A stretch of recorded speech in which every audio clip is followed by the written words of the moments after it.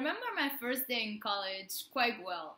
I was only 17 and I went to my first ever computer science class. It was in a giant auditorium at the University of Texas. I was looking around and I could only see guys in the auditorium. Maybe there were two other girls sitting there behind me looking intimidated. There was a guy on stage who told us to call him Mike. Mike was cracking out all these jokes with the audience about all sorts of programming things. I had no idea what he was talking about. And the only thing I remember from his lecture was he told us, "Do you know what this is?" And of course I had no idea. And he told us this was three-dimensional loser. So that was kind of the summary of how I felt that day and kind of the whole semester, because I really didn't know anything about programming. There are all these guys that have been doing this forever, and I was really doubting what I was doing there. So I call this my first what the hell moment.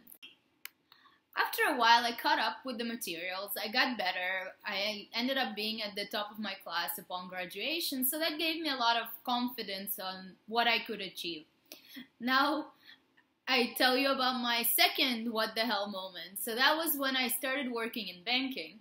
And at the time, I had absolutely no experience on finance. I had no idea what banks do except for the fact that I had a debit card and a checkbook, and I knew sort of how to use those.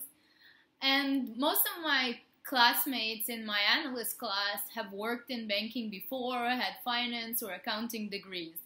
So I remember my first training at Deutsche Bank. Again, I spent 6 weeks not having any clue what was going on.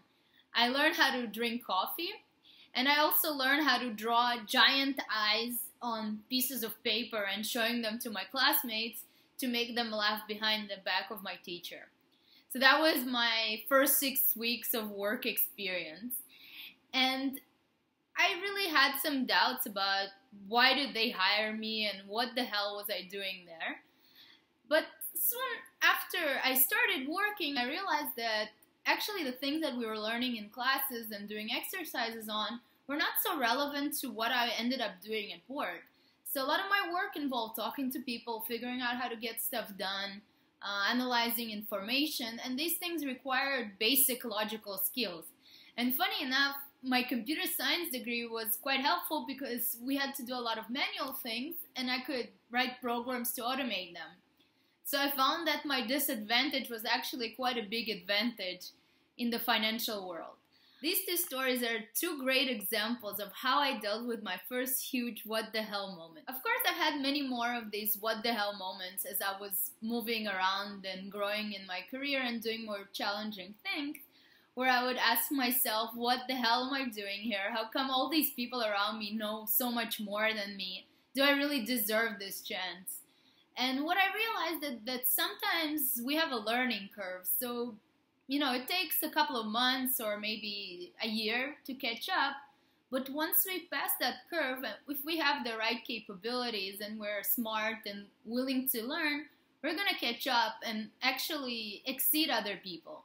So it just takes the little confidence and patience to get over the hurdle. The second thing I realized was that those people that seemed so knowledgeable and confident in the beginning, they were actually fakers.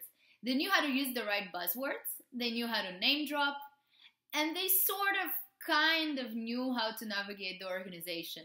But when real challenges rose, those people really lost their advantage because that kind of knowledge was very superficial. So if you see those kind of figures around you, don't let them intimidate you. Now that I'm older and wiser, I know that many more what the hell moments are going to come up in the future. But this time I'm ready for them. Number one, I remember there is such thing as a learning curve. It takes me a while, but I get there, so I need to cut myself some slack. Number two, I don't let fakers intimidate me. Knowing some buzzwords or dropping names doesn't mean knowing how to get the job done.